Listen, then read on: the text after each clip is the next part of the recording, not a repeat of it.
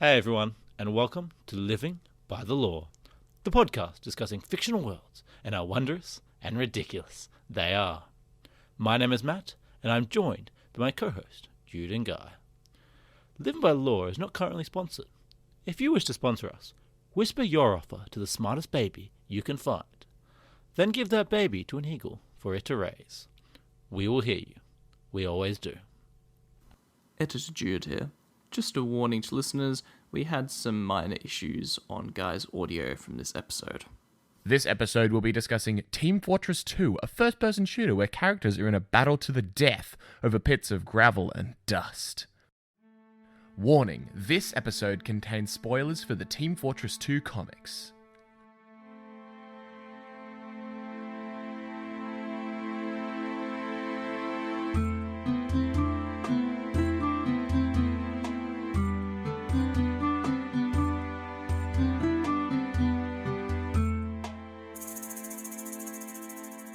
That chip audio is a genuine loss, though. I do agree. Look. No. I won't know. Editing Jude, you have to put this in here. We just lost a good 5 minutes of quality chip audio from Matt because Jude decided that we couldn't put it in the podcast. Papa Jude said that we couldn't put chips in the podcast.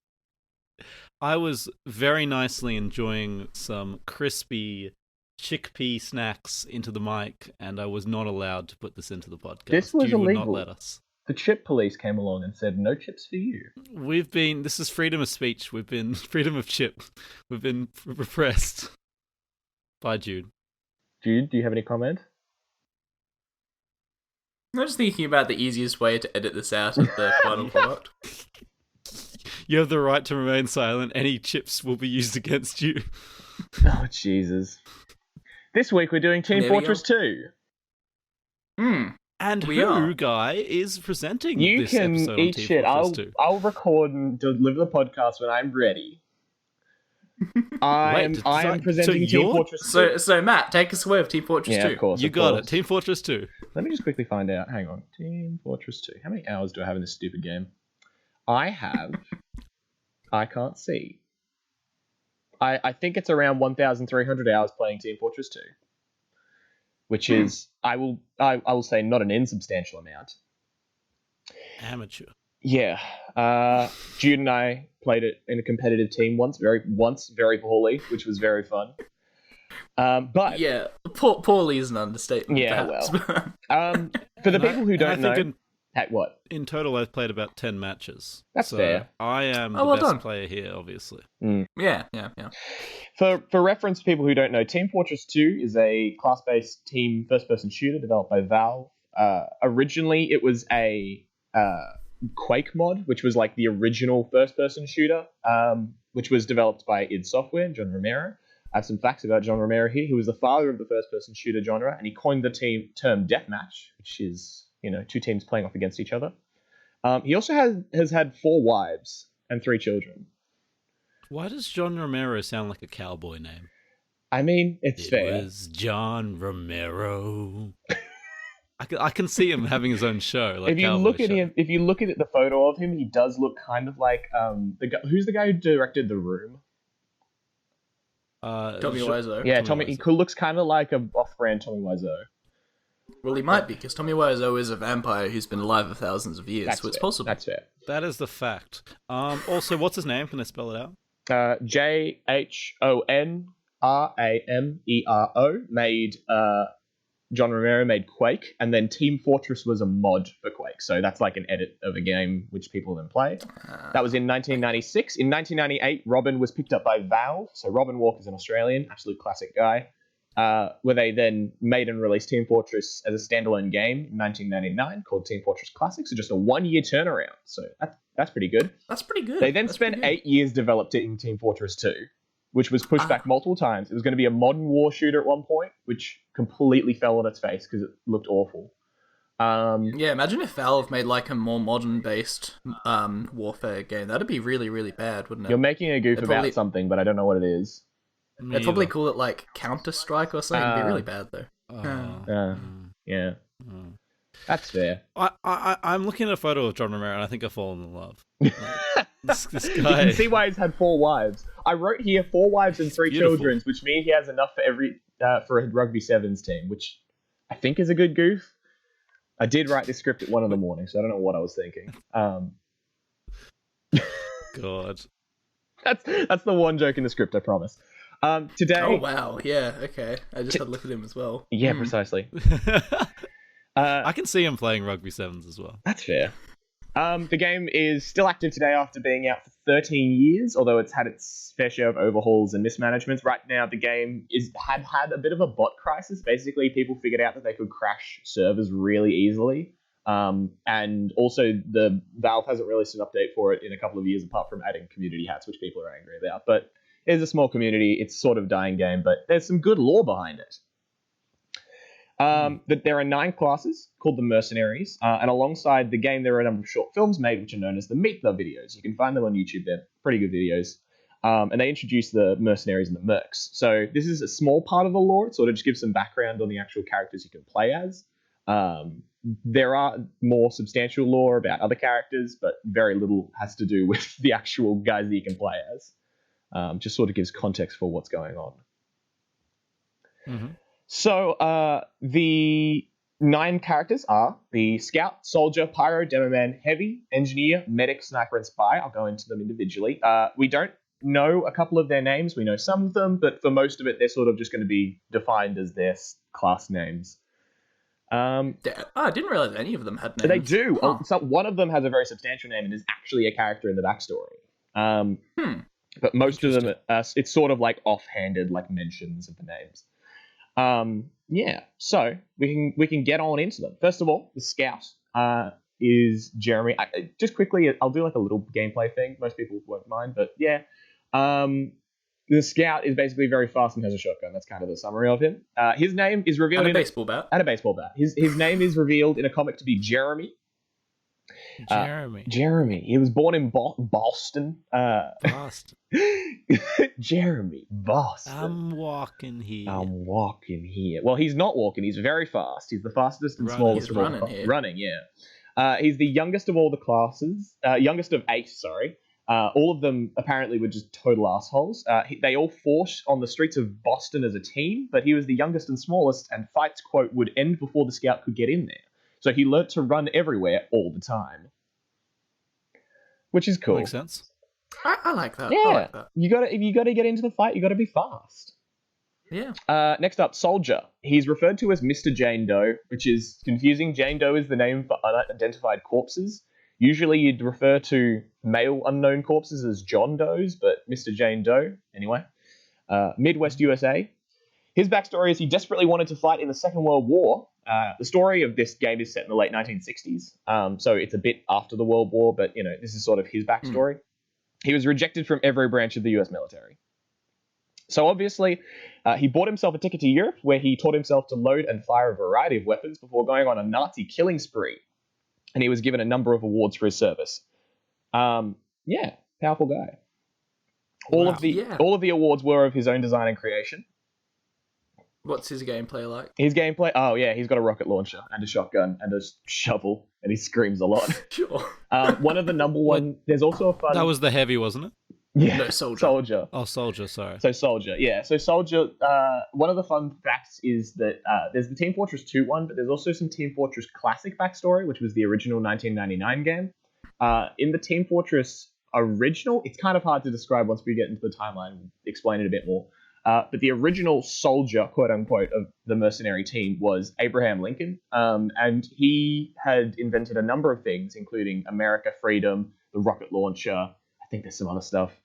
But he failed one invention, which was stairs. He was the one who made stairs. The original soldier was the one who created the rocket launcher. And that was used in place of stairs for a number of years because soldiers can do what's called rocket jumping, which is just shooting a rocket under yourself and just flying away.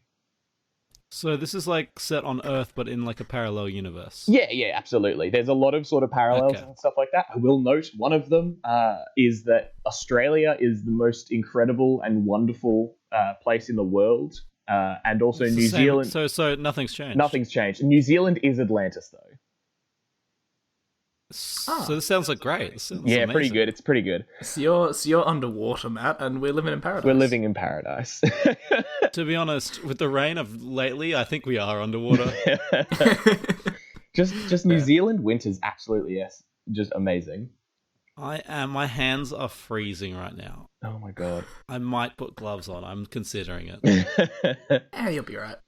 Yeah, the soldier ceased his military tirade when he discovered the war had ended. He was told about this in 1949.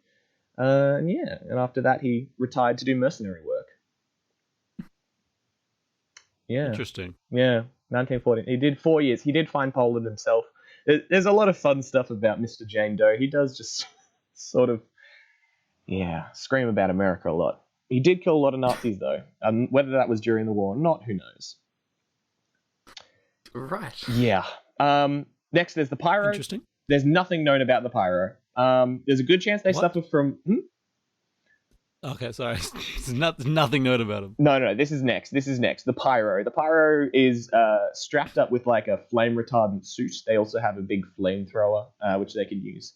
There's nothing really known about them because the flame suit covers their entire body. There is a very good chance, though, that they suffer from extreme schizophrenia. Because we, in the Meet the video, shown the Pyro sort of going on a big rampage, killing a whole bunch of people, but when we go into his view, he's actually not killing people. There's no fire. It's all rainbows and lollipops. And he sees everyone else as big babies that he's feeding lollipops to. Okay. Yeah. Fun fact. The flamethrower is like a rainbow. The flamethrower is the rainblower, which is an item you can get in-game, which does shoot rainbows and bubbles. So he's insane. Yeah, super duper duper insane. We are shown later that he's very capable. Basically, another thing is that they have the pyrovision, which makes everything into rainbows and lollipops in game. But also, every time a player explodes, they turn into presents and cakes and sweets and stuff. Funnily enough, this is also used to censor the game. So in countries where gore and viscera are not really allowed, because in the normal game they just sort of explode into bloody chunks of their body. In censored versions of the game, they just explode into cakes and stuff. To be honest, I like that. It's nice, but if that happened in real life, the world would be a really weird place. Oh yeah, for sure. And there'd probably be a lot more murder. I mean, if you're hungry. Oh, Delicious. why? Cake factories. Oh no. Cake factories are just murder huts. Oh no. Just the pyro chilling out. God. There's also a lot of discussion about whether or not the pyro is a male or a female, but it's one of those things where you literally can't see them, and Valve has had nothing to say on the subject. Most of the discussion was sort of created by Matt Bat, who's the game commenter. What's his thing? Anyway, yeah. So that's him. Sorry, I missed the name. Or who? Matt Pat, the Game Theorist. Game Theory. That's Game what Theory. I'm thinking of. Oh, Game Theory. Yeah, Game Theory. So he made up. He didn't make it up, but he was the one to sort of popularize that discussion of whether or not the pyro was female or not. Interesting. Fair. So next up is the Demo Man. The class actually, you use a grenade launcher, which sort of shoots little explosive pills, along with sticky bombs, which can stick to surfaces and explode. It's just a lot of explosives. His name is Tavish Finnegan de Groot, born in Ullapool, Scotland. I think that's how you pronounce it. Ullapool? I don't know. Yeah, I think that's right. From a young age, he had a fixation on explosives. This, combined with a plan to kill the Loch Ness Monster, led to the death of his adoptive parents at the age of 6. Yeah, there's a lot of murder in these mercenaries' backgrounds, as we'll kind of figure out. Well, that's kind of part of the game, isn't it? It is. I mean, it is just a big murder game. So, I mean, violence in video games is encouraged, but this is almost comedic. Yeah, it's supposed to not take itself too seriously. No, not at all. Yeah. I'm thinking about it as well. I mentioned earlier, Australia is described in the comics as like this perfect, beautiful place. The original developer of the game is Australian, so I'm wondering whether he had a hand in that. I can almost definitely say yes. I'd definitely say so. It sounds like something an Australian would do. Yes, it's all perfect. Then he was sent to boarding school where he essentially, grew up and started learning a bit more about explosives, was a bit more traditionally trained. After some time, he received two visitors, which are his biological parents. The De Groot demolition men have a family tradition of being abandoned at birth so that their raw talent with explosives can occur naturally. Huh. So after that, his parents then took him back in, and he became a demolition man under the employ of the De Groot demolition men, where I'm sure at some point. How does that get passed down? How do you know you were supposed to be raw? You're supposed to get Basically, the implication is that all De Groot men are basically just really good with explosives, but they have to be abandoned at birth so that it can occur naturally, because it's that raw spirit. Fair enough. Yeah. It's like all those movies where the kid is an orphan and discovers a guitar and it's like, and someone's like, hell yeah, that kid's good at it. That's this, except with explosives. He was only good because he was an orphan. Thank God his parents died. I mean, Tavish's parents didn't die. They just abandoned him. His adopted parents killed. Died. Yeah, for sure. Okay, interesting. That would have been an awkward conversation if he didn't blow up the adoptive parents, though. Yeah. Parents rock up and go, cool, so he's become a explosive maniac now. That does imply that there's some sort of reliance on them killing the adoptive parents. Yeah. Powerful. That's I forget. How many times has this happened? Presumably for generations. It's almost like the cuckoo birds that go into other birds' nests and kind of take over and kick out the real baby of the birds. Except it's, killing off the parents eventually as well. Oh, that's horrible. That's excellent. Yeah. That's excellent. There's also a note here which does contradict some other stuff. It's noted that the Demo Man during his time at boarding school does lose one of his eyes. There is a comic, though, that shows him that the Demo Man is with his family being trained, and he's pushed to get a job by his biological family, where he comes across Marasmus. Marasmus is a wizard or necromancer who's about 4,000 years old. He was also... Wait. We're not skipping over that. There is a necromancer wizard who's 4,000 years old. Yeah, there is. It's Marasmus. He lives in a big castle. He's not a very good one. Basically, it's described... What do you mean? He's the only one. No, there's a time, one of his first representations, I think is sometime around the, 1800s, 1700s. We're in the 1800s now, but he works for, a chemicals company and essentially makes hair tonics, so... Is he the only necromancer wizard?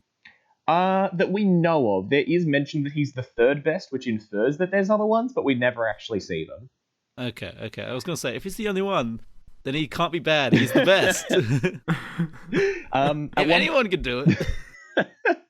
At one point, he's also the soldier's roommate.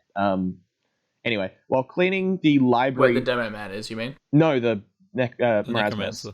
Oh, That's pretty Necromancer. cool. Okay. Marasmus is the soldier's roommate at one point. While the Demo Man's cleaning the library for Marasmus, he's told not to look at one book, which is called the Demonomicon. So demo, like demolition. Of course, the Demo Man cannot resist. And while the book tries to take him over, the Marasmus comes in and pulls him away, but it does cost him his eye. Later on, this eye reappears throughout the game as sort of one of Marasmus's minions, almost. He becomes this big evil eye that can shoot rockets. It's kind of fun. It's like a mini boss. I remember the Halloween mate. Halloween event. That was a thing in Halloween. Yeah, it would shoot little eyes. That's the Demo Man's eye. So he's kind of like Nick Fury. If Nick Fury was a black Scottish demolition man, for sure. Okay, cool. I see that. Yeah, for sure. If Nick Fury hadn't made the Avengers, I can see that. that's a cool Avengers character. There's a lot of these characters that it becomes sort of clear that they're not human in our traditional knowledge of the word, because there's just some weird stuff that goes on. The shorts, there are the Meet the shorts, which introduce each of the characters. There's some other shorts, such as Expiration Date, in which they figure out that they can they think that they have tumors in them, all the mercenaries, but they figure out that it only occurs in bread.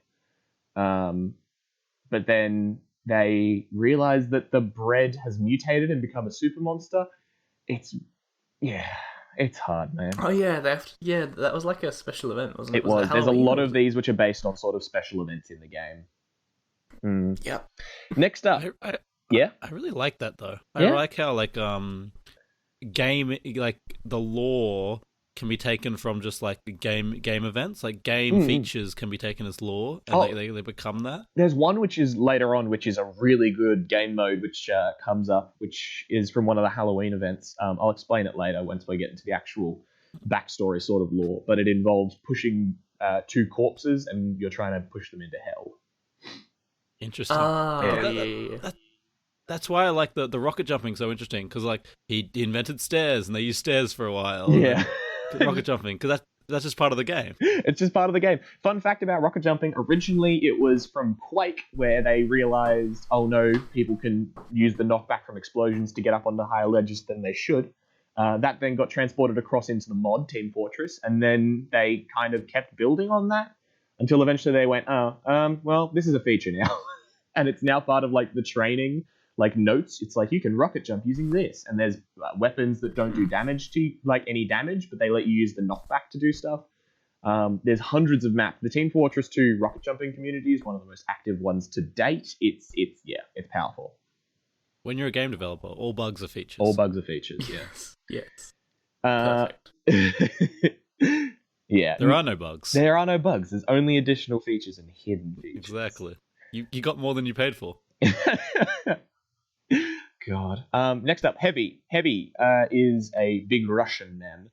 His name is Misha, which is short for Mikhail, which I choose to pronounce like Michael, but whatever. It's Heavy. Michel. Mikhail. You tell me. And Misha, Misha. So Mikhail. He comes from, and I'm going to absolutely destroy this. That. I'm going to destroy this pronunciation, but here we go. The Zhakshu Mountains from Khabarovsky Krai in the USSR. One more time. Oh, God. The Zhakshu Mountains in Khabarovsky Krai in the USSR. It's spelled, that place. Yeah. I will spell DZHUG. Yeah. DZHUGDZHUR Mountains in Khabarovsky Krai. KHABAROVSKKRAI. I mean, you did way better than I would do. Google Maps it. I gave up halfway. It doesn't. No, this is a real place that does exist. If we have any Russian fans, if we ever got any Russian fans, we've lost them. But, we've lost them. Keep going. They're all going to come kill me. No. The Heavy has a much darker backstory than any of the other ones. His father was a counter-revolutionary. During the 1940s, which led, who was killed, he was executed, which led to the Heavy and his family being imprisoned for a year. They were then broken out in December of that year. And there's basically not much else that we know about him. Yeah. I mean that's dark, but it's not like the Demo Man killed his parents. I mean, there's also a murdering schizophrenic. You got a good point. Yeah. But that's almost cartoonish dark, whereas this is just sort of sad dark. Yeah, that's the thing that could actually happen. Not much else is known. There are some facts about the minigun. You're implying a schizophrenia person can't go on a murder spree? Yeah, that's fair. It's literally part of his video. Yeah. So not much else is really known about the Heavy, apart from the minigun he carries. Right, yeah, sorry. I forgot to mention his class features. Basically, he's just got a really big minigun. And a shotgun, and he's one of the only characters that doesn't actually have a weapon by default. He just punches people because he's a very big, very slow character. He's got a lot of health and You could say he's heavy. Indeed. Yeah. He's basically just your default tank, isn't he? Big default tank, sits out in front. If you get a medic attached to him, he can have up to 450 health. For reference, some of the squishier classes have about 125, and up to like 200 is sort of normal. By default, the Heavy has 300 when the medic, who we'll get to later, overheals him, which is something the medic can do. He can get up to 450 health, which is chunky. Yeah. So other than that, the minigun that he carries, it's called Sasha. In the Meet the video, we find out that it costs $400,000 to fire for 12 seconds because it has custom tooled cartridges. Yeah, it's a chunky beast. Holy shit! Yeah, it's wild. It's an expensive mercenary. There's some metrics in this game and in the lore that are just kind of wild. It's an expensive weapon. It's an expensive weapon. Oh, it's so powerful though. It also weighs 150 kilos, which, yeah, the heavy's a big guy. Yeah, he does look like he's struggling with it when he walks around. I mean, he is the slowest class in the game, so yes, that does make sense. That does make sense. Yep. 150 kilograms. Holy shit. Next up, the engineer. The engineer has a little sort of shotgun and stuff like that, but he's not really meant to be a class that you play as him, just sort of shooting things. This engineer's job is to set up support buildings, so you can set up the sentry, which shoots things for you, the dispenser, which can give health and ammo, and the teleporter, which you build an entrance and an exit for, which lets people move around the map much faster. If you've got a good engineer on your team, you're basically going to win. They're very important classes in the game. They were added to the game originally in Team Fortress Classic to appeal to players who, quote, had a lack of traditional first-person shooter skills, because the sentry shoots for you. So while it's sort of easy that's me. Yeah. I can't shoot for shit. Yeah, no, it's a really interesting class because they were basically like, well, we know that some people are going to want to play but won't have, those flick reactions. So we'll just make it so that they can set up little robotic sentries, which don't move and don't have a ton of health, but just sit there and are most of the time pinpoint accurate. So they can get very annoying. But with a bit of focus, you can get rid of it. It's an interesting sort of addition, which has worked very well. The engineer's name is Del Conager. He's actually one of the people that we have the most information on, but we'll get to him later in the lore. He's from Bee Cave, Texas, which is a cool place that I discovered actually exists. They named it that because there were a lot of bees in the area. That makes sense. Yeah. That's a reason to name it that. He has 10 hard science PhDs, so he's a doctor in 10 hard sciences. Hard sciences are like physics and chemistry and biology rather than like psychology and stuff, so much more mathematical. How long did he go to school? Yeah, no idea. He also spent 10 years as a working hand in the Texas oil fields, which is weird to think about because he doesn't look like he's much older than 40 or 50. So yeah, how old is this guy? Yeah, it's wild. I mean, yeah, it's terrifying. Maybe, I mean, the other thing is he does build contraptions and has figured out how to make a real-ass teleporter. So he's got to have some real skills. It's. There are some people in real life that have full PhDs by the time they're 20. So yeah, but there's also people that have 3 PhDs. I don't know if there's many that have 10. So that's true. The essentiality of it is the engineer Del Conager and actually his father as well are both extremely intelligent, wildly intelligent. Yeah, so that's that. The medic is basically a class where you've got a little medigun. Again, this is not a class that is meant to be out on the front line shooting people. You've got a little medigun where if you point it and click on someone, it heals them. So you can just sort of sit on the back line. Depending on which medigun you're using, you can ubercharge someone, which makes them invulnerable for about 10 seconds. I really should know how long that is, but whatever. Or gives them crits, which doubles their damage for a short amount of time, or a whole bunch of different effects depending on which medigun you're using. Mm-hmm. The actual medic is called Dr. Ludwig. He's from Stuttgart, Germany. And I've taken the description. There's pages on the TF2 website which describe all of them, which I'm kind of pulling these descriptions from. I've literally copy and pasted this one verbatim because it's just so good. Okay, here we go. What he lacks in compassion for the sick, respect for human dignity, or any sort of verifiable formal training in medicine, the medic more than makes up for with a bottomless supply of giant needles and a trembling enthusiasm for plunging them into exposed flesh. Raised in Stuttgart, Germany, during an era when the Hippocratic Oath had been downgraded to an optional Hippocratic suggestion, the medic considers healing a generally unintended side effect of satisfying his own morbid curiosity. God damn. Wow. What a juicy character. Yeah, he's a very interesting healer, isn't he? Mm. In the meet the video where he's trying to heal the heavy, so he just operates, takes out the heavy's heart, and the heavy's "Oh, what are you doing?" And he's got the heart in his hand, and he attaches a little device to it and puts it back in. He replaces it with a giant ape heart or a baboon heart, I'm pretty sure. Yes, it's like a animal heart. Yeah, that's the way that Ubercharge is explained, is that there's a device in everyone's heart. I don't know what it does. I don't think the medic does either. And he literally has the heavy's chest open and like starts pulling stuff out. I did put a note here because I remembered this from one of the comics. There's a scene where the soldier is lying on the ground dead, and the medic is scrambling around with a pair of underwear, soaking up blood from puddles and pouring it into a bucket. He then walks over to the soldier. The soldier kind of like holds his chest cavity open, and the medic just pours a bunch of blood back in. Quote from that scene: "The robots merely drained all of your blood, so I just put the blood back in." I mean, that's pretty fair. Hey, listen, we'll get a nurse on the line, but that's how medicine works. Yeah, I reckon so. He's unconventional for sure, but his results, you can't argue with results. Yeah. Listen, he's the powerful guy.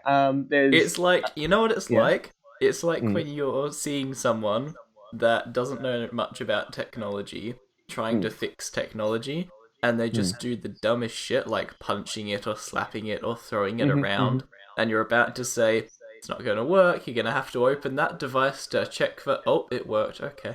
Yeah, it's so good. There are so many times. Sometimes you actually do need to hit something, get it a bit.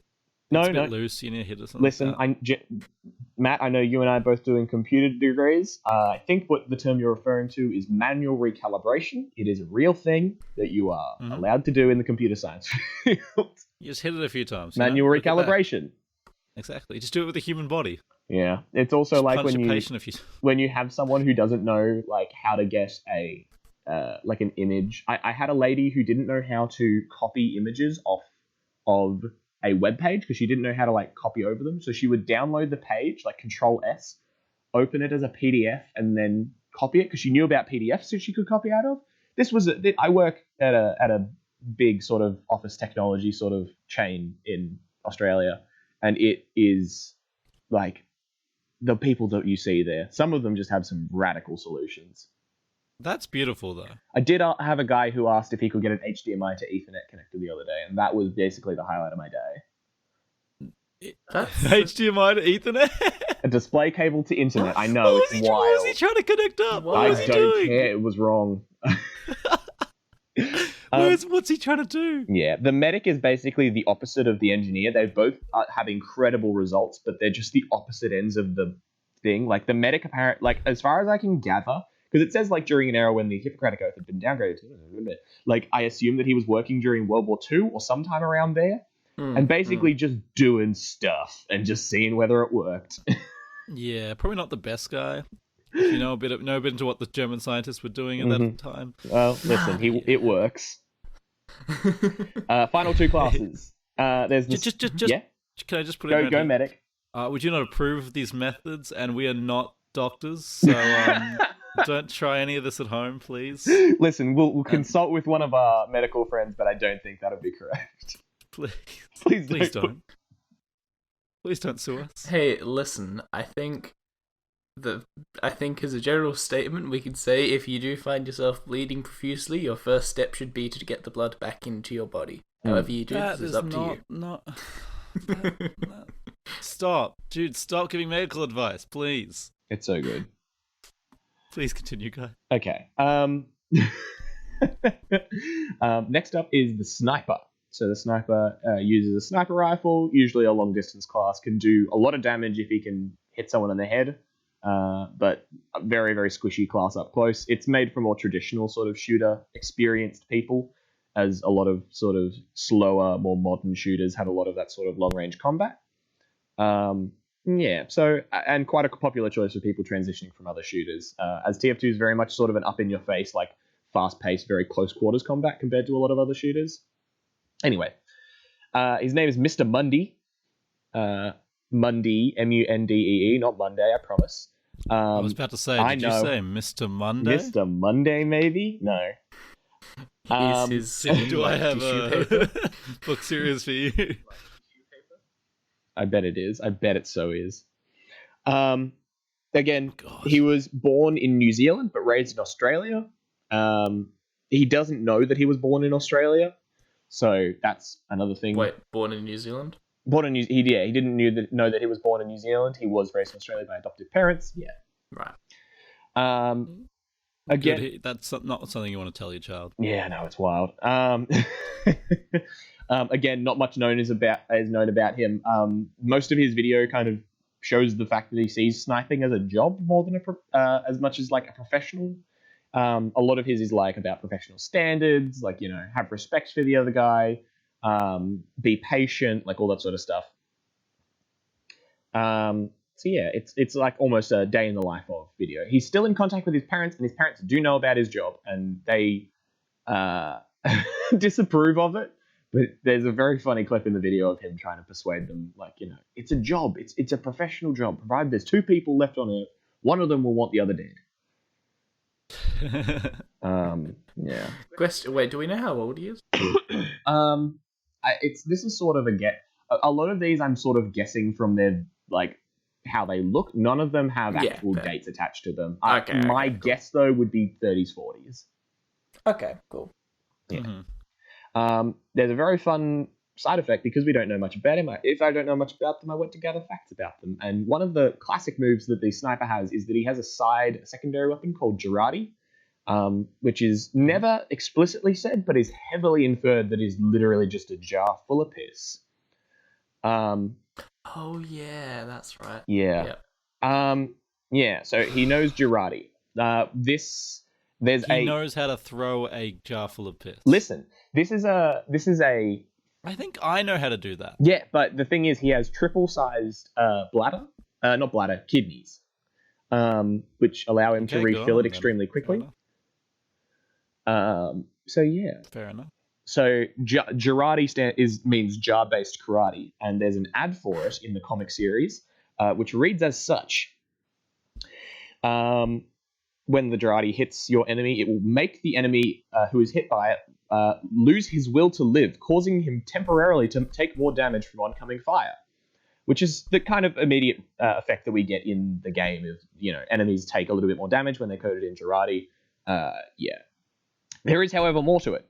Your enemy wishes they could forget about their encounter with Girardi. Too bad! The immediate effects are temporary, as the first damp moment stretches into months, however, as the years become long, regret-filled decades. Girardi reveals its true power, forcing your enemy to accept the terrifying new existence where people do not do awful things all the time for no reason and dignity does not exist. They will think about Girardi at their weddings, at their high school reunions, witnessing the birth of their first child. Girardi will haunt their every waking moment for the rest of their lives. I think I remember reading that. Wait, is that a description in game that you have access to? Because I think I've read that before. I don't think it's part of in-game. It's just a comic which I found online. It's the first comic that was released by Valve was this. Ah, okay. Yeah. Okay. Yeah, that's a... Oh boy. Yeah, Holy shit. That's on the level of a chemical weapon. It's like a mental... That's got to be some sort of Geneva Convention. That's got to be banned. Like, holy shit! That's like long-lasting psychological damage. I'm really when you first said karate, jar karate, like without the piss, I'm up for that. Jar karate sounds fucking awesome, and I want to try it. But that sounds horrible. Yeah. So Girardi is absolutely brutal. It's designed essentially as like. Psychological warfare as much as it is like... No, it's just psychological warfare. Make the enemy who is hit by it lose their will to live. That's horrible. If you sneak up on a sniper, you're like, sweet, he's not going to get me, he's only got a sniper rifle, I'm ready, I've got my shotgun, and he just turns around and lobs a jar of piss on you. How do you react to that? Well, apparently you lose the will to live. Absolutely, and then 100%. you think about it for the rest of your life. That's one of the funniest things about the snipers in game is that you can equip Girardi, and there's weapons that let you let you get more damage out of crits. I'm pretty sure. So like snipers will, if they see someone in close quarters, like their immediate reaction is just throw piss, start hitting. It's an incredible. There's like a. Isn't it because he has like a sword as his like melee weapon, doesn't he? Yeah, so he usually has a bushwhacker, which is like or bushwhacker might be unlocked. I think it's just sort of like a bush cutting knife, like a machete. Machete, yeah, precisely. But he's got a variety of those from around the world, from like traditional Australian up to like South American. Like there's a bunch of varieties, which have different effects. And So I have a machete. Who doesn't have a machete? I have a machete in my back shed, I think. Not here. Is it your? Isn't that your grandfather's machete or something? Yeah, with some very racist ties behind it, but we won't go into that. Like that? God. Yeah. Okay. Next up, Spy. Spy is French, and his name is unknown. He's also quite an unknown character, less because of like his disguised features or because of his sort of like ambiguous backstory, but more because it's literally his job. He is a spy. He's a spy. He's a French spy. His in-game sort of ability is that he has a small revolver and a knife, which the knife allows you to get behind people and insta-kill them, provided they're not invincible from overcharge or something. And so you can turn invisible and disguise as the other team. So essentially, it's a big espionage sort of job. His ability originated from a Team Fortress Classic bug where players would occasionally show up as being the other team's color. The only difference being like I'm pretty sure like their collar was their own team's color, but their main body was like the other team. So you'd have like a mostly red character with a blue collar. Now we're like, oh, it's kind of cool. That's awesome. But yeah, and it led to this sort Once of like again, if it's a bug, it's a feature. it's a bug, it's a feature. Like Valve's whole thing like is very interesting. A lot of Valve's games rely on community support. So Team Fortress 2 has a lot of hats and maps and stuff like that are contributed by the community. Counter-Strike has skins, like all Dota. I don't know if Dota has much, but like precise, like Dota is a mod. I'm pretty sure, or is it? I'm talking out of my ass. Dota. Dota. Dota's own game. Dota 2 is a mod of StarCraft, though, isn't it? Dota 2 is a standalone. Maybe the first Dota was. Maybe the first Dota was originally a mod. I don't remember. Basically, Valve has a very good representation of like taking modders under their wings and making their games better. Because that Team Fortress 2 was originally a mod of Quake, as said. So their sort of modding and taking people under their wing is very, very good. So yeah. So it led to sort of gameplay where people would try and like be sneaky and get themselves into the best position possible, but also try and not be noticed. It's really weird. So yeah, that's that fun bit. There's not really much known about him. There is multiple references though to the spy being the scout's father, which started off as a joke I'm not sure if it started off as a joke in the video or if it was just sort of an off thing. But it's the classic like I fucked your mother sort of bit. No, seriously. No, but like in the video, he ends up showing the scout pictures of him and the scout's genuine mother together. And later on in a update called the Jungle Inferno update, there's a line from Miss Pauline, who's kind of one of the voiceover characters of Team Fortress 2. Saying that she had gotten rid of the results of a DNA test for Spy. Interesting. Yeah, nothing. I guess that it's supposed to be left like it's alluded to but never confirmed. Yeah. So a lot of the game is sort of this like spoken, unspoken bits where they built on it an amount, and there's a lot of backstory filling, but not a lot of specifics filled out. There's a lot of speculation and that sort of stuff that gets slowly revealed over time. This game has been out for a long time, so yeah. I am your father. I am your father. It's Star Wars classic. Good meme. Great meme. Yeah. So Team Fortress 2, yeah, those are the characters. Basically, the main part of the game has them battling off in various sort of industrial facilities almost, just like fighting it out, going from one side to the other. There's game modes like Payload, which essentially you're trying to deliver a bomb to the other team's side. There's control points where you go through and stand on a control point long enough to capture it and then keep moving. So while a lot of it is kind of classic gameplay, it's also to a certain degree an amount of like in story, in fiction. Like this makes sense in terms of two teams sort of fighting against each other, which I'll get into the reasons for in a moment. Any questions about the characters at all or anything like that? No, I'm pretty content with them. You'll probably go over this, but like, are we allowed to know the reason they're a team? Yeah, so that'll be explained in just a little bit. This is basically the next bit that I'm going to get into is the timeline. So alongside the like Meet the videos, there was a number of comics produced about Team Fortress 2. The last one was produced 3+ years ago, which is just the tail end of like a really bad pattern. They were supposed to be released every 2 months. The first one was released, and then the second issue was released 3 months after it, so immediately going bad. And then it just got worse from there. It went to like 6 months, then a year, then 2 years, and now it's 3 years plus, and we still haven't gotten the last one, which is issue 7. At a certain point, they do depart from sort of being backstory of Team Fortress 2 and become sort of more like ideal, like this is what's going on with the characters. Here's like a side story. So most of what I'll be going over is backstory, unless we have time to sort of talk about it. But yeah. Awesome. Yeah. Let's go. All right, we begin. So now. why do these crazy fellas fight for a living? Why are they duking it out? Why are they fighting? Why do they fight forever? All right, we begin in 1822 with Xenophire Mann, who's the owner of Manco. Manco is Man and Son Munitions Concerns, who produce ammo, guns, and wars and stuff. It's a munitions company. His wife Betty gave birth to 3 sons, who were Redmond, Blutarch, and Grey. Betty died in childbirth while giving birth. Redmond and Blutarch were both, normal shithead dumb babies, couldn't do anything. The normal expectations for stupid babies. However, Grey was super intelligent, a little bit deformed, very weak, but he had learned to speak in the womb. He also notes that he invented a form of calculus to pass the time, which is kind of wild. Nice. Yeah.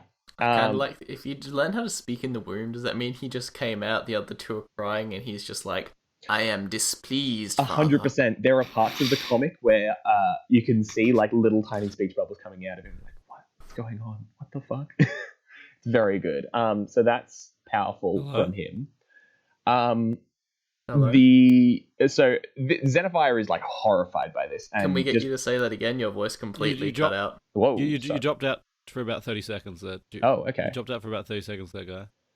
So what did you hear me say last? Timestamp? Yeah. Last thing you said was about I said my gag about coming out the womb and going, Father, I am displeased, and then it cut out. And you cut out. Oh right, my mum started calling me, so that might have fucked with the internet. Yeah. Okay. So she basically. Yeah, so there's little tiny speech bubbles during this part of the comic where you can see Grey just being like, "Oh no, what's going on? I'm so confused." Like this little tiny baby like weirded out by the real world, which is pretty funny. He's like Professor X. Yeah, 100%. He is. Zephaniah was horrified by this and decided that he wanted him to be smothered. But just before Grey could be smothered, an eagle abducted him. This is mentioned to be part of the Great Just Eagle a random Scourge. eagle. This is mentioned to be part of the Great Eagle Scourge of 1822. Yes, that. How could I forget? Yeah, I love know. the Great I Eagle tried to Scourge, do my like favorite. I tried to do some research and see if there's any more explanation anywhere about it. There literally isn't. My only suspicion about it is that there was a lot of yellow fever epidemics going on in that time. So I'm thinking it's like an old lady who swallowed a fly type deal. Because while in our real timeline they didn't figure out what was transmitting it, in reality it was mosquitoes. So it's possible that they had released birds that eat mosquitoes, which there are a number of, to eat them, but then an overpopulation led to them needing to release something bigger, and it's well known that eagles feed on smaller birds. But then, we've had multiple cases of this where, you release one thing. So it's the cane toads all over Precisely. Mm-hmm. That's my personal thoughts. I just like there being a bunch of eagles taking over There the are world. just a bunch of eagles, though. That is kind of it. They're taking the babies. Yeah. So the other brothers never knew anything about Grey growing up. They were both strong and, powerful and stuff like that. And they ended up growing up and being part of the Manco family, while Grey, unsurprisingly, was very well cared for by his eagle captors. He was fed grubs and mice and kept warm until he was strong enough to kill the eagle and his fellow hatchlings and eat them before beginning his crawl back to civilization. So he thanked the eagle by killing it. Yeah, basically. I mean, this is a kid who learnt how to talk in the womb and is he basically becomes the villain for the rest of the main part. Kind of. Only later on. Fair enough. Yeah. Around 1850, Xenophire. So this is later on, 1850. I've titled this section Zephaniah's Will. So around 1850, Zephaniah bought a large amount of land on the United States by, Redmond and Plutarch's advisement to expand it. However, when he and his sons arrived there, they discovered that it was just gravel pits and dust bowls. In addition, Zephaniah had contracted a lot of illnesses trying to make his trip. So basically, the boys had convinced their father to spend a whole ton of money to buy totally useless gravel pits, dust bowls, like just blasted wastelands. Nothing there. Interesting. Yeah, so with his last will and testament, Zephaniah set up the events for the Team Fortress series by leaving half of the useless land to each of his sons for them to fight over for the rest of their lives as punishment for their behavior, which made him lose the fortune and eventually, of course, his life. Manco was given to Barnabas Hale, so the actual company itself was given to basically a former private detective and deputy of Zephaniah, which he just sort of trusted and was the side character there. So, yeah, Redmond and Plutarch each have half, and of course, their punishment is that they now will just fight over it. This totally useless, wasted land for the rest of their lives. Right, yeah, okay, because, what's the word? All the maps, I'm just remembering back to my TF2 days, there was, like, Dust Bowl and Gravel Pit were literally the names of maps, weren't they? They're all totally useless industrial facilities that are just in the middle of America, just, like, blasted dust crap land, like, the worst. There's places, There's a map called Badland, there's a map called, all of those, all there. I love how this is clearly they had the idea and they made like the maps and then they're trying to justify it. Yeah, I love it. 100%. I love it. No, like, most things go, they try and make the land and then they make the game off it. But no, they're justifying the game conditions, the story. I love it. It's incredible, yeah. The other part, so Barnabas Hale was given Manco. He's just the deputy. And there was a lady called Elizabeth who was given a miracle gravel cache that he discovered while on a trip to Terra Australis. According to him, Gray had resurfaced the year before and wanted to blackmail him for it, so he entrusted Elizabeth with it, keeping it secret and safe. Elizabeth isn't really gone into in this. She's basically an advisor to Zephaniah and comes up later in the series. Mm-hmm. So Red versus Blue. So Red is reliable excavation and demolition. So Redmond and Plutarch set up their own companies. So Redmond is reliable excavation and demolition. They're usually the ones who are pushing the explosive in payload maps. So payload, there's Red versus Blue. Those are the two teams of the game. Yeah, so that's why they're called Red versus Red and Blue. So Blue is Builders League United. Oh my god. So that's Red versus Blue. So that's the settle for the team is the Red versus Blue team, and that's what most of the game is. This is, however, the 1850s. The game is set in the 1940s. So, the original... Did it take them a long time to start fighting, or...? No, they were fighting from the beginning. The original Blue team was comprised of... Here we go. Billy the Kid, Stonewall Jackson, Abraham Lincoln, Alfred Noble, John Henry, Nikola Tesla, Sigmund Freud, Davy Crockett, and Fu Manchu. Huh? Okay. So that's a team of mercenaries. So Plutarch assembled his team of mercenaries and was eager to claim his land. So essentially the brothers decide we're going to hire mercenaries and go to war on this land. Redmond had a similar idea. His team isn't really recorded, but it's along those lines. Red and Blue teams proceeded to enter into a massive stalemate as they attempted to destroy each other and take the land from their respective man siblings. So they basically just started fighting. We then skip ahead. Yeah. 40 years later, Redmond and Plutarch are still engaged in their unwinnable war. As Plutarch neared his death from old age, he called in an expert craftsman named Radigan Conager to construct him a machine that would allow him to live on, to make him a monster by artificially extending his life. Radigan agreed. Upon returning to his store that evening, Radigan found a stranger who had already made her way past his locked door. We find out later that this is a certain person earlier on who we knew about, which is possibly Elizabeth or possibly the administrator. The administrator is another advisor from later on. Knowing he couldn't convince Radigan to change his mind about building Blutarch's extender, this stranger asked Radigan to build Redmond a machine as well. As payment, she gave him 100 pounds of Australium, a powerful element found only in Australia, which had caused the nation of unintelligent savages to become extremely intelligent and develop such technological marvels as teleportation and cloaking techniques. Wait a sec. So What? without that, we're unintentional. Yeah, we were Uneducated unintelligent savages until we found savages. out about Australium. Shit. Australium looks similar to gold and is basically like this super contested, like limited resource throughout the series, which a lot of people are fighting for. Fair enough. Lovely. Okay, so they fought with the same mercenaries for 40 years. Yes, or different mercenary. It's not really described. It's basically just skipped over as a 40-year war. The original teams are the ones that I described, but it is, yeah, it's a ton of teams for 40 years essentially fighting over one dust pit. Like, You think they'd move on or something like Nope. that? Surely it's not worth it. nope. They're two brothers, Blutarch and Redmond. They are described as morons. Like they're so goddamn stupid. So all the Okay. smarts went to the grey one. Every single one, yeah, to Grey. Right. Grey man. Yeah. Where is Grey Man these 40 years? Well, we'll get to that. Okay. So Radigan agreed and became super intelligent due to the Australian because this stranger had paid him in Australian. He basically just sat it next to him and just used it. He went on to develop the life extender machines for both Redmond and Blutarch and at least one more unnamed party. So from there, he developed life extender machines and went on with it. So yeah. 1960s. So we've now skipped ahead for another, well, we were 1850, then we got to 1890. We're now on to the 1960s. So they're both still going with the life extender machines. It's basically been 100 years now. Wow. Yeah. When Blutarch Man realizes his life extender machine is failing, he contacts the blue engineer, Del Conager. Name familiar?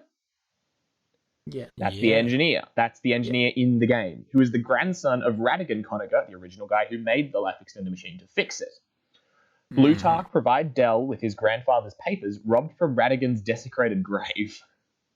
Wait, he died even though he had a life extender? The engineer didn't. So Radigan He didn't built have a it life for the other extender. He guy. made the life extender for other people. Why wouldn't he use it for himself? There's an explicit part in the comics where he describes it as basically making them into a monster. Like it's not a nice process. It's a curse, not a blessing. Yeah, pretty much. Interesting. Dell repairs and improves the life extender machine. The design, he also designs the Sentry Gun, which is manufactured by TF Industries and widely employed in the Gravel Wars. And it's credited to Del Conager, who is the engineer, despite the fact that the original design was his grandfather's. So that's Del Conager. So that's his The Gravel backstory. Wars. Right. The Gravel Wars. The Gravel Wars. Yeah, it's called the Gravel Wars. So, 1968, the Gravel War. During the summer of 1968, 9 individuals, scout, soldier, pyro, demoman, heavy weapons guy, engineer, medic, sniper, and spy were recruited by Reliable Excavation and Demolition and the Builders League Red Team. United to continue Redmond and Blutarch's never-ending war to seize land left by their deceased father. This is where the game takes place, is 1968, the Gravel War. So it shouldn't be called Team Fortress 2. It should be called Team Gravel Fight. Team Gravel Fight. Team, we're fighting over a big pit of gravel left by two brothers. Like, again, the concept came after the game, most likely. Of course. It's one of those incredible things where they've just been like, why are two teams fighting? It's also very interesting because it's never described which team hired which person, because when you're playing the game, there can be like 8 spies and 9 heavies. I was about to ask that. Is there because you said both teams hired the same people? Yep. Are they are they on one team Nope. or on the other team? Nope. How does All that work? abstract. It's never described because there's no explanation which would make sense for it. My theories is clones. Yeah, I mean, that Yeah, I does was make gonna sense say. considering the amount of stuff that we've gotten into, but there are also like specific comics and like the Meet the videos a couple of times. Like the spy video, there's a spy video where the red spy turns into the blue spy. It's the same person in different clothing. So it's super weird.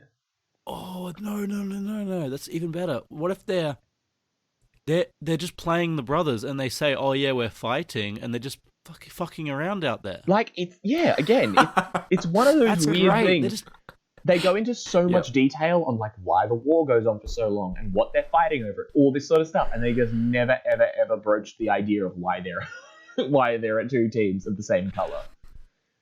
I'm gonna go with they're playing the brothers and just fucking. I with really both of like that. They just have like a massive, like a very, very, very, very well paid for paintball game for like Yeah, 4 exactly. years. It's Exactly. it's like Paper Mario. It's all just a big stage play. It's all a big act. These videos are recorded and then sent to the brothers. Oh, and also, because then the heavy's like, guys, watch, I'm gonna get more money out of them. Yeah, my minigun takes $400,000 to fire for 12 seconds, and you fire, and each round goes on for 10 to 15 minutes. Yeah, so you guys are gonna need to pay me more money. Oh, sweet, yeah, there you go. Sweet. Hey, guys, it totally worked. This is probably not explained, but where do these guys get all the money to hire these people?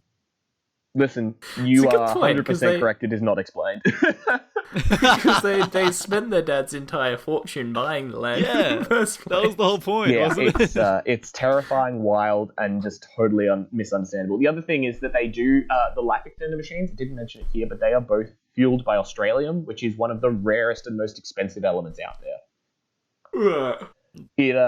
I think it relies on the sort of, like Sherlock Holmes, the assumed money theorem, where it's like they just have enough money to do what they need to do. Just accept that they have money. Just accept it. There are still these brothers shit money. So here, Helen, a possible descendant of Elizabeth, acts as the overseer for large-scale battles fought amongst the 9 mercenaries. So she's hired by both Blutarch and Redmond. A descendant of Barnabas Hale, Saxton Hale, runs the renowned weapons and headwear business Manco. It just became a headwear business. Saxon Hale, yes, I remember him. Which is a subsidiary of the Administrators Corporation, TF Industries. So yeah, it's Helen is the administrator, and there's multiple companies that are run this fight. Yeah, they're all involved. And the other thing is that Saxon Hale owning Manco, they are selling guns and that sort of stuff, and he's hired by both the brothers, so it's possible that that's the income. Because Manco is massively successful in munitions. They sell guns, they sell weapons. It would also explain why the Heavy has so much access to munitions and stuff like that. Oh, that does make sense. Yeah, so that's all wild. And they're all owned by TF Industries, which is owned by the administrator, or Helen, who is the main person. I mentioned earlier... Helen, is she like, when you're playing the game, there's like the voice... 5 minutes left in the mission. Yeah, stuff like that. Is that Helen? That's Helen. That's the administrator. Right, okay, cool. So during the game, there's a variety of things. When there's a timer, or when someone wins or loses, there's announcements over the speaker by this sort of elderly woman voice. That's the administrator, and she orchestrates all of these. Right. Again, it's this wild sort of thing where, it gets a little bit wild. There's also a part in the next bit, because during the Gravel Wars, a couple of events happen, and I'll describe them here, where essentially... there's things that could stop the war for a time, which the administrator invariably turns into more war. So there was an event in game called of course, War. if you're profiting from war, why would you stop it? Precisely. There's an event in game called War, which was came off the War comic. When the Red Demo Man and the Blue Soldier meet and become friends at an explosives convention, the administrator is severely angered as they share information about their job and discover they're working for the same person. With the help of Saxon Hale, though, she misleads both men into thinking the other is trying to kill them, which sparks a war. During that time, you could play as Soldier or Demo Man and earn an amount of points, and that would lead towards one of the sides, getting more points. And as such, the administrator, once again, has continued the war between them. Right. Ah. Yes. Manco also, at one point, attempts to get rid of weapons, which gets them involved in a Senate investigation. So they have weapons which are involved in a Senate investigation. It's never actually described what the Senate investigation is about. It's just shown that Manco has possession of the weapons. During that Senate investigation, Manco attempts to send a monkey Norse named Poopy Joe into space. So United States... aeronautics industry, basically, or like NASA or whatever, decides that they want to send a rocket into space, and they hire people to do that, contractors. and Manco in this universe wins the contract. The rocket is originally fueled with liquid Australium, which the entire with the entire national reserve of the United States Australium being committed to the project. So the entirety of all Australian in the United States is plugged into this rocket. Oh boy. Shortly before takeoff, Saxon Hale replaces the Australian with defective suitcase explosives. As a result, the rocket crashes, killing Poopy Joe. No, not Poopy Joe. Saxon Hale unsuccessfully tries to cover up the event in subsequent Senate hearings. Moreover, after the crash, there is no trace of the supplied Australian. The Senate investigation is promptly closed when a Mrs. and then it has like a redacted thing over it. Under questioning before the Senate executive session, it states her actions and objectives regarding the Australian. So I assume that that's the administrator telling the US government about what her plans are, or possibly blackmailing them, or a variety of things, to which they cut off and allow Manco and TF Industries to continue running, therefore continuing the war. Yeah, it's wild. It's very wild. I have a clip here from... They're all being played. It's like a puppet They're master. all being played. There is a... so all of the Poopy Joe stuff was part of Pyromania, which is an augmented reality event which happened during Team Fortress 2 in the lead up to the Meet the Pyro video. For people who don't know, augmented reality events happen with a number of things, TV shows and all sorts of bits. Where essentially it is like a treasure hunt that crosses from the media that it's involved with into the real world. So there was one, for example, for Gravity Falls, where there were a bunch of posters that were marked up around the world. For the Pyromania one, it was a bunch of websites and tests and things just around, which, as one part of it, had a Poopy Joe file. Senator Peter Thomas from Kentucky. Mr. Hale, it was pointed out that Poopy Joe was last seen entering your launch facility. Mr. Hale replies, he was seen after that, for instance, during the launch. Senator Thomas, and what happened to him during the launch? Mr. Hale, he was very happy. Senator Thomas, that didn't answer Mr. Hale. After he got back safe and sound, of course, we sent the little guy on an all-expenses-paid vacation for his service to America. For all I know, he's still there. Senator Thomas, and where did you send him? Bahamas? Bahrain? It definitely started with a bar. Bahamas or Bahrain, says Senator Thomas. Mr. Hale replies, or bar. It could have started with bar or burr. Do you have documentation regarding this paid vacation, says Senator Thomas. Mr. Hale replies, Bahubos? Is that a place? Senator Thomas replies, that is not a place. It goes on like this, essentially, with Mr. Hale, Saxon Hale, the owner of Manco, denying any knowledge of Poopy Joe. Yeah. Rip Poopy Joe. Rip Poopy Joe. As a very sad final note, there is a map that you can play which has the launch as a reenactment with all of the mercenaries playing around it. I was going to say, that's horrible. It is. The worst part of it is there's an item in game called the Buff Banner, which is a little it might be the backup battalion. It's one of the two. The soldier has a variety of little horns that he can blow, which give buffs in trade for his secondary slot, which usually has a little shotgun in it or something like that. One of the horns had the original description of being a horn that Poopy Joe could blow to request help during the mission. And right at the end of the map, you basically are trying to get this central intelligence item to the rocket and stand there long enough to deliver it into the rocket, which is Australian, which is to launch the rocket. And before the rocket crashes at the very end of the map, you hear a horn blow. Aww. Poopy Joe crying for help. Poopy Joe. Poopy Joe, my poor boy. I'm trying to remember, with that map, is one team trying to blow up the rocket and the other trying to save Both it? are trying to get it in. Right, okay. So both teams have one central objective, which they have to try and move from one end of the map to the other, and the other team, once the one team has control of it, is trying to stop them. But it's sort of a back and forth. It's a really weird and interesting setup for the map. It's, it's got a sort of interesting taste. Yeah. 1971. We're moving on. So the gravel wars have been happening for a couple of years now, for 3 years or so. And at that time, both Redmond and Bluetark received tear-stained letters from the other proposing a truce between them, as they've now been warring for around 100 years. They rented the Alamo, Wow. which, if you don't know, is a 18th century Franciscan mission building, which was the site of a historic resistance effort by a small group of determined fighters for the Texan resistance in 1836. They transported it to New Mexico for the meeting. Okay. That has nothing to do with anything. They just decided to put it in the comics, so now I have to put it here. That's interesting. So yeah. They meet under the guard of Redmond's engineers, and after some talking decide that as the last heirs to the man fortune, someone needs to inherit it, and they have to stop warring. So the obvious solution for finding someone to inherit it is to build a male pregnancy device. Wait, what? Yeah. As proven, the two of them are absolutely, like, moronically stupid. They're And gonna get a what pregnancy? a male pregnancy device. Okay. Yeah. So basically they're saying one of them should get pregnant. Okay. Yeah.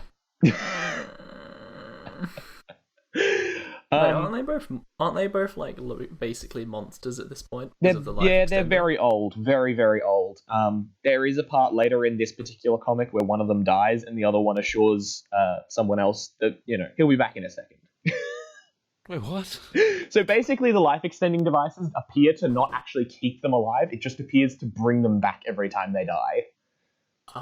Which is sort of the monster part of it. They're not actually turning into monsters. They don't have 8 legs and fangs or whatever. They're just sort of like, they're quad million zombies. I see. Yeah. Interesting. Right, yeah, okay. That makes sense. After this, after they discuss the pregnancy device, Gray enters the room, announcing that he's the one who sent the letter to each brother. Plutarch and Redmond then promptly forget who Gray is and ask if he would be able to build the male pregnancy device for them. Gray tells them Is how... this the first time they met? Hmm?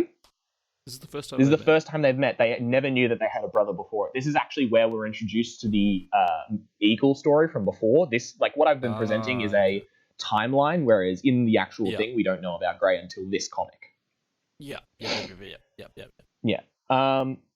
Gray tells them how stupid the war is, as the gravel pits that they have been fighting over are worthless. Redmond protests in a number of ways because he seems to think that gravel fuels cars, which he terms as... Gray then goes like, hey, but you're thinking of coal, and also they're not using it anymore. They're now using gasoline, to which Red goes, graveline? Oh, it's just all gravel. So it seems that the brothers have some misperception where gravel and the stuff that they're fighting over actually has worth, which does explain a little bit why they're warring over this stuff. Yeah. So they really are just... They are genuinely in a fight for this stuff. Okay. One of the other things is that Gray mentions is that the entire time they've been fighting over the gravel pits, whereas he is here to claim their true birthright, the only thing in this hell-blasted landscape worth fighting over, which is very mysterious.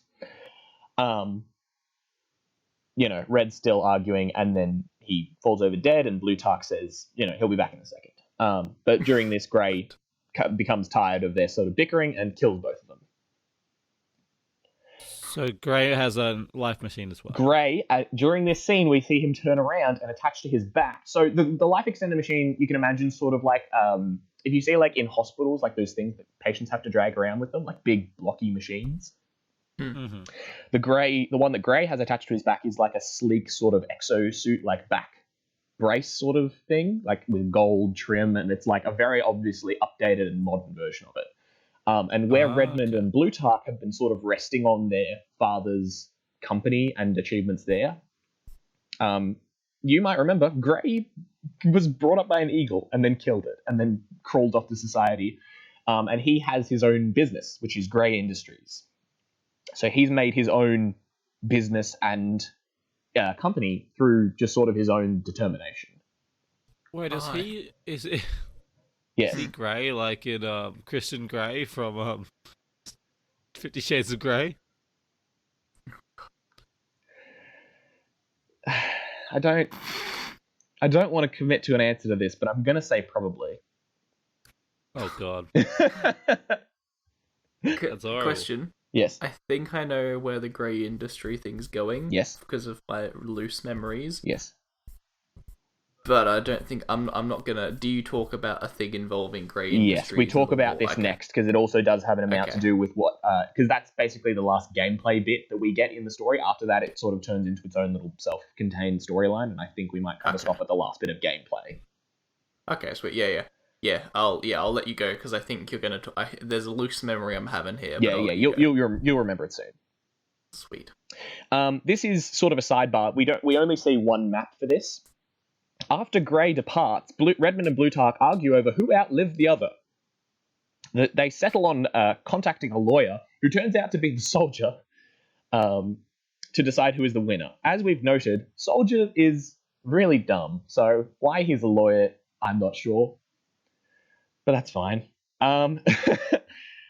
He decides that the true winner is whoever remains when the other's spirit passes on, so whichever one goes to heaven or hell first, because currently they're ghosts. Wait, they're ghosts? Yes. Because they got Killed. Murdered. But doesn't the life machine bring them back? No. So they got murdered, and presumably Greyman pulled out Grey pulled out their life extending machines. They are dead now. So why are they ghosts? Why don't they just die away, go away? Team Fortress 2, who knows? Basically, the they're last ghosts now. bit of juice There's a from the life necromancer in this extender. world, so it does track. Like, it's not like they're being It inconsistent. does. It's in canon, you know. It's in canon. There's a necromancer. There's a Necromancer wizard. pops up now. Anyway, the two ghosts contact the lawyer. He decides whoever one's spirit remains when the other one passes on is the true winner. So, of course, the two contact their mercenary groups and contract them to push the other brother's corpse into hell. Yep. There's a Halloween map of this where essentially it's a classic map, which is Hightower, turned into a Halloween version.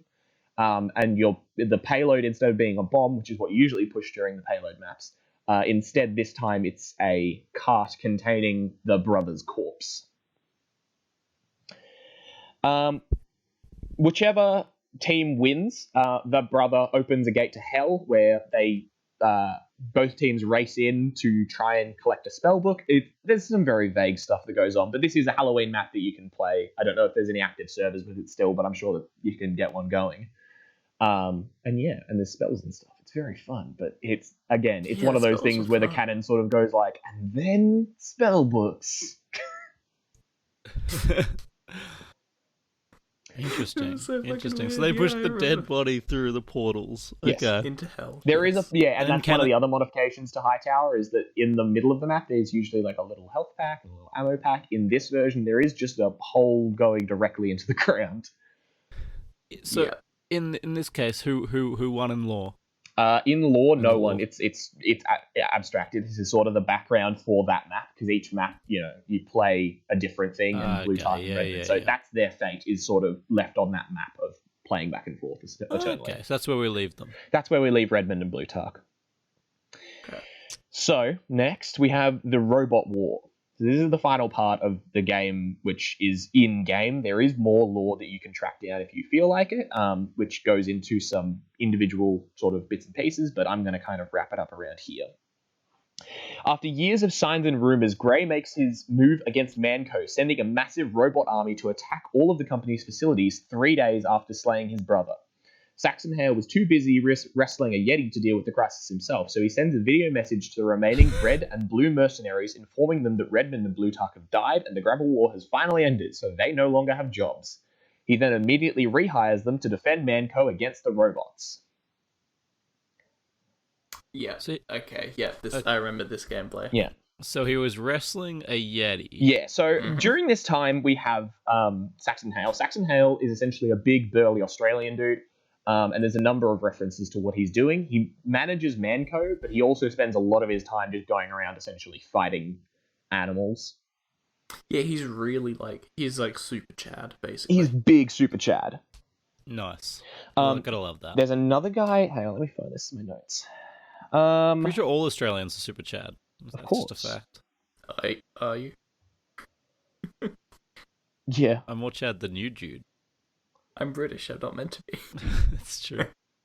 There's another character called Charles Darling who works essentially to capture all of the final animals, so things like the Yeti and Bigfoot and all this sort of stuff. He captures and then uses Australium to continue living to keep them alive. So he's a conservationist. Interesting. Compared to that, Saxon Hale essentially goes around to find endangered animals and then fights them because that's what he does. Why not? And there's the update Jungle Inferno is essentially about Saxon Hale trying to open a zoo. Oh no, it's about Darling opening a zoo, and he has the Yeti in it. But the Yeti broke out, and now the facility's abandoned, and now the mercenaries are fighting there. I'm sorry, I didn't do my research on that particular map. But That's all good. fair. but yeah, so that's what Saxon Hale's all about. During that time, there is also a bit which I'll get to just after the Robot War, which happens in early 1972.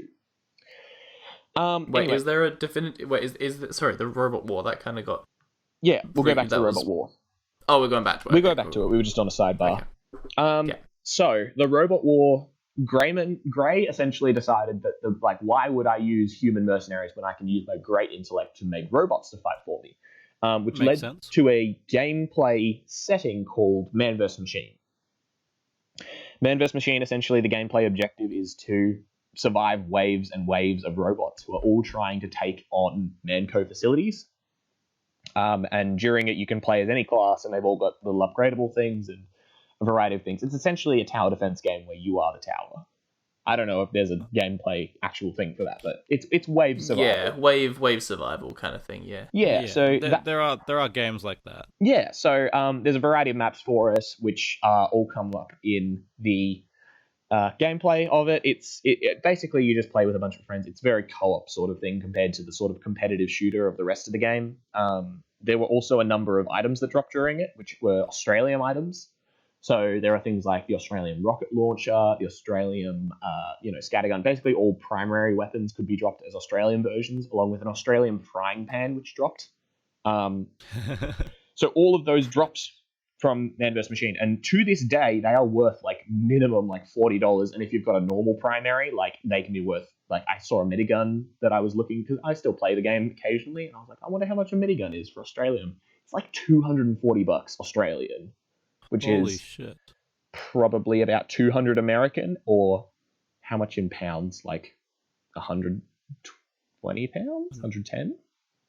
Everything's in too much flux at the moment. It's kind of wild. But yeah, so everything is still worth a shitload now.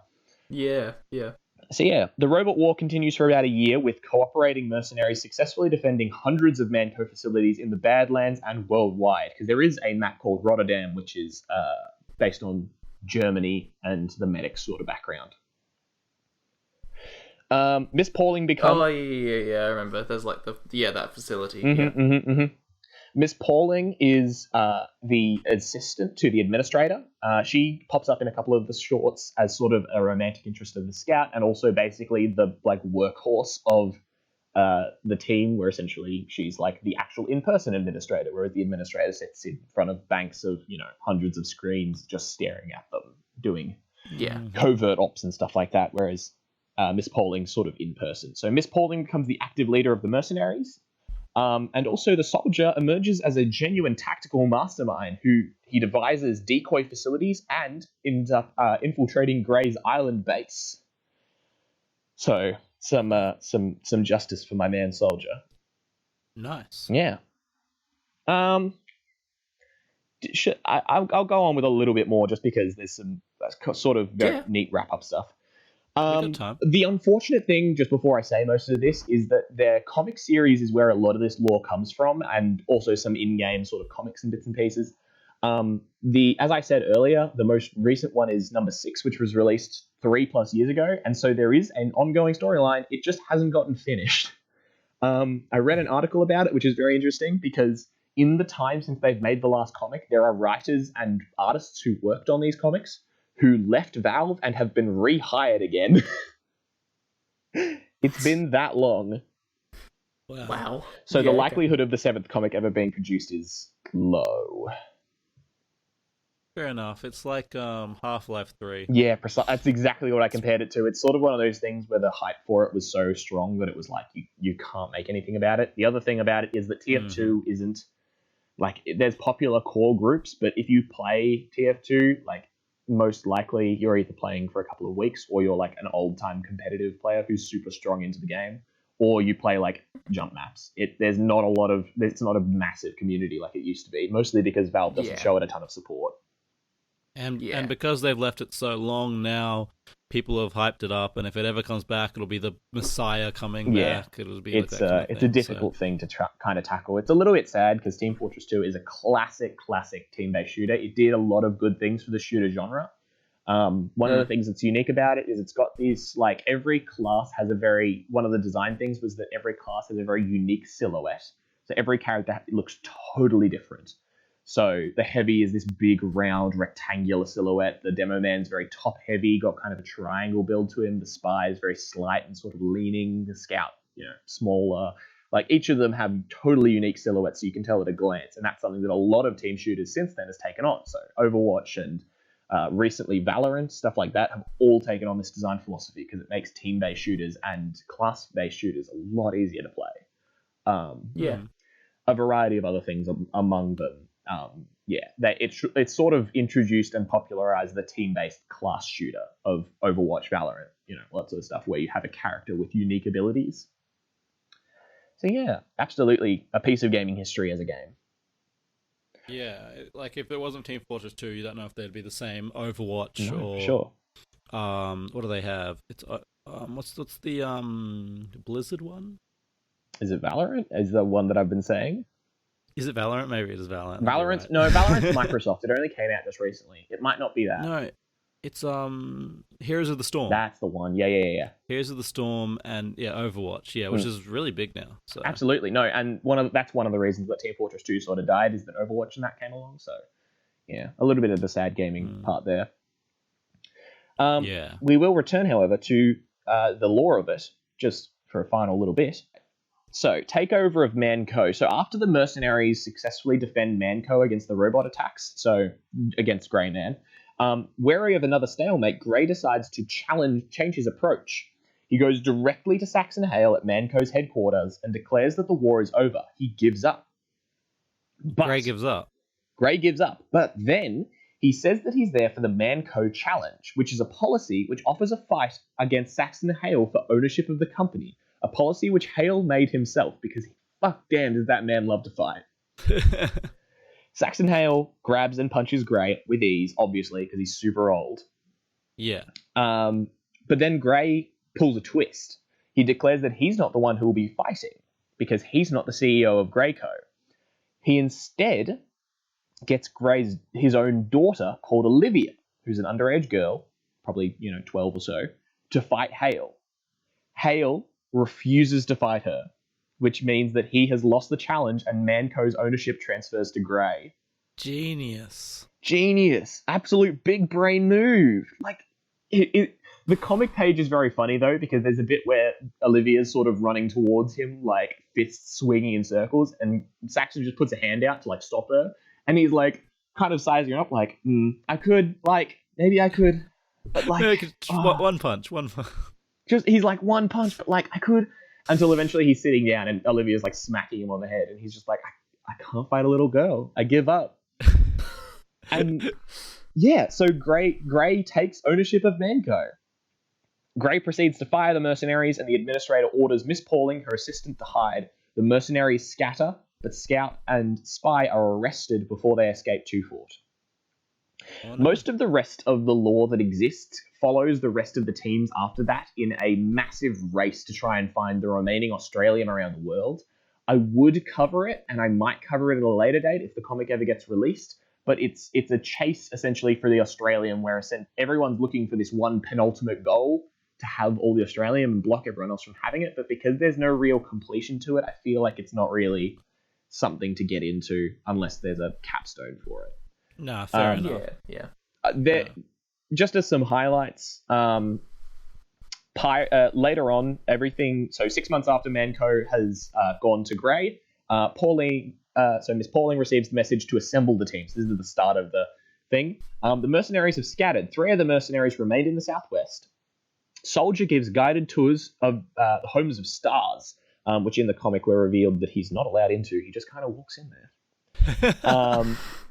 Pyro is an engineering company CEO, which is kind of wild. But I think the goof is about the corporate world being extremely cutthroat and very, very brutal. So they disrespect him, yeah, I guess. Yeah, and then Demo Man is a drunkard living at home with his mother. Sniper has gone bush in Australia. Heavy has returned to his family home in Siberia. Medic has reached some important position and is unreachable. And the whereabouts of the engineer Dell are unknown to the rest of the team. Posing as a policeman, Pauling first recovers Soldier, but not before setting up Marasmus to take the rap for Soldier's murder of Tom Jones. That's why he's currently being pursued by the police for murder, but yeah, Marasmus ends up taking the fall for that. She easily entices Pyro and Demo Man from their current positions, which is very funny because Pyro runs out of the engineering firm with a bottle of gasoline behind him. He burns that thing to the ground. And then drives to 2 Fort to save Scout and Spy, which, as you remember, they got arrested at the end there. Yeah. What follows is essentially them running around fighting robots and trying to gather up the rest of the team through a variety of ways, and then it kind of cuts there because that's the end of book 6. So what you said is they're putting that's Team together Fortress a team. 2. Yeah, it kind of wraps up everything, and unless possibly my only thought would be that book 7 might be like a pre-release for Team Fortress 3 if there is one, which sounds a bit cursed. Well, they did actually do Half-Life 3, didn't they? They kind of did Half-Life 3. They did a pre-release they did like Half-Life Alyx, which is a prequel. Which is apparently a really good game. Like a It really is. good, it's a Apparently, VR you game. do need a VR headset to play it. So Yeah, it's one a of really those good things VR where game. I think Valve could reframe what they're going for. It's just one of those hard things to tackle just because it's so hard to take on things now. Yeah, it's difficult. It's very difficult. It's much easier to start something new and fresh and still be enthusiastic about it, as well as you're not living up to huge expectations. Yeah, I mean, because everyone expected Half-Life 3 to be amazing. No one expected what a Half-Life 3 would look like. So Yeah. kind of reframing it is that's what Team true. Fortress, what Valve is really good at. So if they They're do doing something the like old that, subverting expectations, as they like I to know, say. yeah.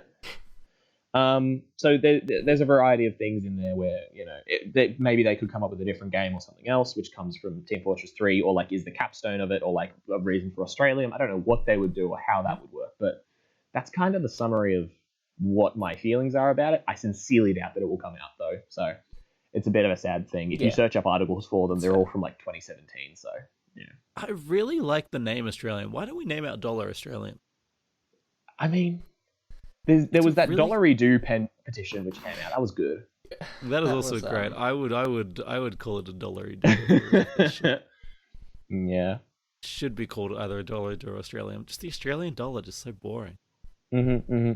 The Australian dollars are kind of a powerful piece of currency. Plastic currency, just like what was it? Canada? It's not very powerful, like economically. No. I wasn't trying to say that. I'm just pointing out that there's one of those things where it's like you draw comparisons between different places' monies, and like America still uses paper currency compared to Australia, which uses plastic currency, which can go through the wash without disintegrating. Yeah, I much like Australian, and New Zealand's the same. New Zealand has really, and the good thing about their plastic, it looks really beautiful as well. I don't know, I like that. They're all different colors, so when you're like ordering it, it's very easy to see what you have. They're all different sizes as well. That's how machines read them. They're all different sizes. Yeah, I hate New Zealand money because I went to a McDonald's once in there, and I was getting like a soft serve, and they were like, "Oh, $1," and I pulled it out, and the $2 is bigger than the $1 compared to Australia, where the $1 is bigger than the $2, which doesn't make sense monetarily. But I'm just used to it. Their system makes so much more sense. Australia is just weird like that, because England's the same. The 2s are bigger than the 1s. So when I first came over here, I was like, wait, what? This makes no sense. It also, we Australia is like, it goes up, then goes back down, because the 50 cents is the largest coin, usable coin in the world. In Australia, and it's Australian 50 cents. It's dumb. Australia's dumb, but it's cool. So, yes. Team Fortress 2, yeah. So the law's never really going to be completed, but it's a very powerful thing. And if you are looking for a laugh, the comics, as much as I've made them into sort of a very, information heavy thing, the comics are extremely funny to read and very, very good. I mean, that's what we do. That's our job. 100%. Go read the comics and go leave a review for this, and also go and look at the promotional images for TF2, and leave a review for us on iTunes, and just look at the characters and read their description. They're so good. Yeah, go have a play of Team Fortress 2 if you have a chance. It's an amazing. Yep. I kind of want to play Team Fortress 2 right now. No I joke. only have access to a laptop. I wish. I kind of want to play it right now. Mm. But it's a great game, and thank you, Guy. This has been awesome. Yes. It's I love the idea of, instead of going with a backstory and then building a story off it, going with a concept like it's a game, and then going, how do we make this kind of logical? How this makes sense in the Meta-narrative, world? I find, is always a very interesting thing. There's a lot of very good examples of like the thing being part of the narrative, which is always very, very cool. Yeah. There's a whole bunch of examples. One of my favorite being there's a D&D podcast called The Adventure Zone, which in the end it starts off as like this goofball dumb podcast, and in the end wraps the entire like season into the fiction of the like story, which is, it's just such a crisp ending for it. It's very good. That nearly made me cry. It did make me cry. The end of the Adventure Zone. I forced you to listen to that fucking. It was I started like 5 times. It's so good though. Yeah, it's very good. Yeah, But yeah, supporting other podcasts Team on our Fortress podcast. 2. Thank you for listening. It's been very fun to talk to you guys. I will have more episodes. As another thing to note, you won't have to listen to Matt as much anymore, because we've got a vague schedule figured out for who's going to make what. We do. I shall not be doing every episode now. That's very, very, very sad news. You better keep those goddamn scripts to one episode. After Keys to the Kingdom, we just decided that we can't let Matt have the rank. We don't want more Keys to the Kingdom, so we just decided we had to keep him in check a bit. Yeah, for sure. It's a big, powerful thing. But we've got everything sorted. And thank you, guys. This was an awesome episode. That's for thank you for Guy's first episode. It was really good. Yeah, I like these wacky worlds. Yeah, I my kind of preferred fiction is much more comedic, I think, than either of yours. So I hope to bring some sort of abstract humor to this particular bit. I think we need that. I think we need that in this. Especially after your abstract humor bit turned just to sadness last week, man. I mean, seriously. Was it ever going to be humor? Come on. Side note, I was playing Wii Poke Park, and there's in part of the game is the like quick travel mechanic is that there's drift bloom stops where you get taken to different zones by drift bloom to fly you back and forth. Yep. Oh. I'm scared of using them now. You can never look at Drifloom again. I hate them so much. It's got this real cute voice. It's like, Drift, and it's like, get away, go away, leave me alone, don't touch me. Drift, do you want to come to the afterlife, Drift? Oh boy. All right, well, that'll do. that has been us. Thank you for listening, and good night. Goodbye. Good night. Wait, it's afternoon. Wait. Thank you for listening to Living by the Law. If you enjoyed our podcast, please leave us a review on iTunes and tell your friends. The link is in the description, and thank you in advance. Also, follow us on Facebook and Twitter at Living by the Law to keep updated on all the latest about our podcast. We have been, and always will be, living by the law. Thank you for your company, and good night.